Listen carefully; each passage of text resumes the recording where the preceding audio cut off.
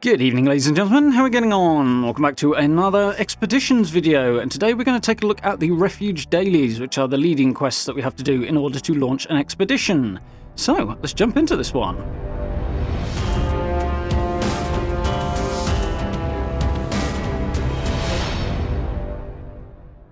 Okay, as per before we get cracking, we are of course looking at test server footage here and gameplay, so everything here is subject to change. There will be a few story type spoilers in this video, so if you do want to avoid those, this is your heads up, your little warning, so do be aware. But with that out of the way, let's jump into the Refuge Dailies. So, first up, what are the Refuge Dailies? Well, there are 3 intro quests that you have to do in order to set up your expedition. They're relatively short, quick to do, but you do have to do these in order to get Ultra Cell Charge, which is the charge for the battery on the vertibird, so you can then launch the expedition and actually go out to the pit. So we have to cross these off before we can start the expedition proper. So, worth noting at this point as well, you can only hold a limit of 100% Ultra Cell Charge, and then once you run your expedition, that will fully drain your available charge, and you'll have to launch the dailies again in order to go out and do another expedition, which is what keeps it down to the once per day as a group leader thing. On the other hand, of course, you can join other people's expeditions as often as you like, and if you're doing that, you won't actually have to have the dailies done. So, swings and roundabouts on that one. You'll only have to do them once per day, but if you want to launch your own expedition, you do have to do these. So, 3 Refuge Dailies available, each coming from a different person within the new White Springs Refuge. So, first up, we have Sophie, whose mission is Mutual Aid. This one will give you 25% of your required charge for the vertibird. And she basically wants some supplies for the refuge, so you've got to deliver some scrap to her. So, dead easy, nice and quick, this one. It varies from day to day what particular type of scrap she wants. She might want wood one day, she might want cloth another day. But right next to her, there is a stash box and a scrap box as well. So, if you have that in supply, you can just grab it straight out of there, turn back around, and hand it over to her. Nice, quick, and easy. Really, really easy to do that one. It's not particularly interesting in and of itself, and obviously it drains your supply of scrap, but it's easy enough to pick up plenty more.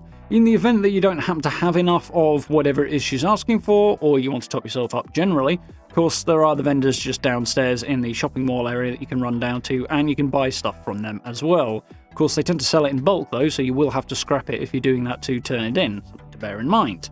So yeah, nice and easy, quick to cross off, and not much to be said about that one. Sophie does have a little bit of extra dialogue and background that you can get out of her if you want to stand there and talk to her, so that adds a little bit of interest, but yeah, nice and easy, that one. So, Refuge Daily number 2 is Recipe for Success, and this one is given out by Chef Esme, so just over on the other side. She wants you to help her cook a stew to feed up the people at the refuge, and a few other visitors as well. So basically you have to stir the stew, hunt down some ingredients for her, which are found in the storerooms around her kitchen, and bring them back, do a little bit of preparation on those ingredients, and add them to the stew, all without the stew burning. So that's kind of fun. It's a little bit of character to this particular mission, which I like. Once you've done all of that, she will ask you to put a final ingredient of your choice into the stew, and that will be actually usually a chem of some kind, so you might add a Stimpack, you might add some Psycho, something like that.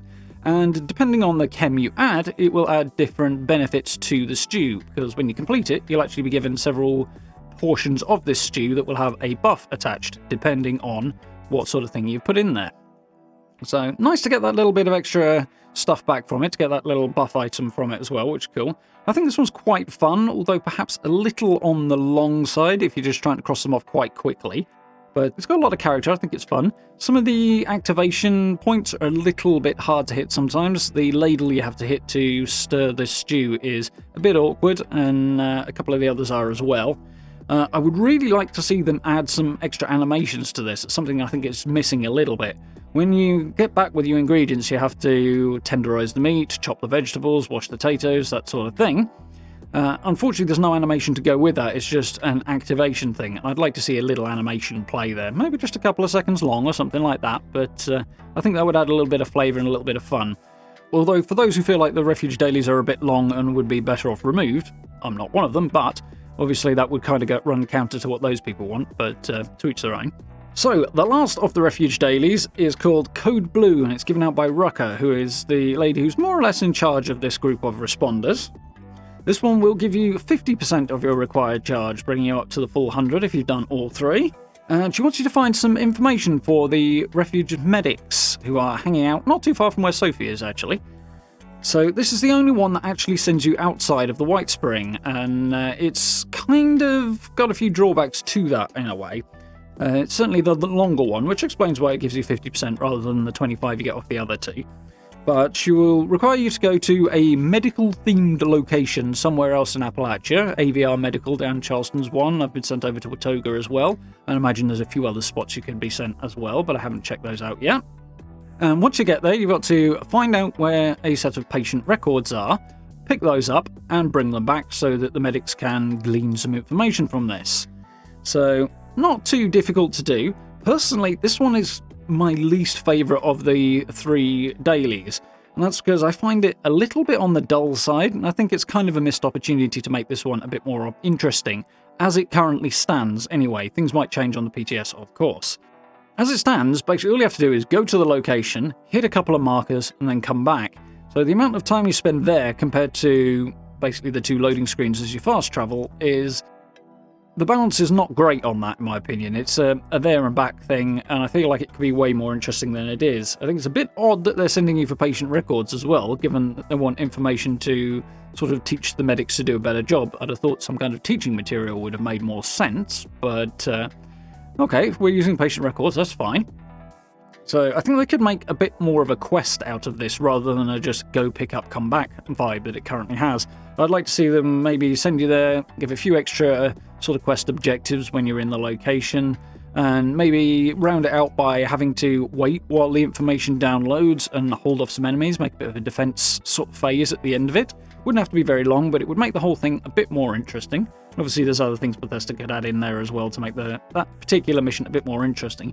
It's supposed to be the big one of the 3, and it's just a bit underwhelming at the moment, I feel.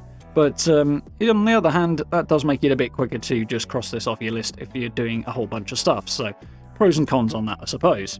So yeah, I think these are fairly fun, and I've certainly got the potential to be improved a little bit to make them a bit more fun. I know there's people out there who are saying basically they should be removed altogether because they're going to get repetitive and they're kind of annoying. But I think having lead-in quests and stuff you have to do to set up an expedition sort of makes the whole thing feel like a bit more of an event, makes the trip out of Appalachia feel like a bigger deal to me. So I kind of like that concept. But as I say, I think it does need a few little extra bits and pieces adding to it and a little bit of improvement. There's also a whole bunch of unused, relatively unused, characters in the Refuge as well. There are conversations to be had with them, bits of lore, bits of information to get from them, bits about their background. But I think giving some of these characters their own dailies to add to the potential pool you can choose from will be much more interesting. Then still keep the limit of 100% that you can hold at a time, so 1 trip out in the vertibirds worth of charge. But if it gives you a few more options to pick from, a few different types of quests to do, that'll add a little bit more variety, make the whole thing a bit more interesting, and keep it interesting for longer, which, with repeatable content, is always the ongoing challenge, of course. So I would like to see a few additional Refuge dailies added there, just to make it a bit more interesting, and a few different ways to get that ultrasight charge.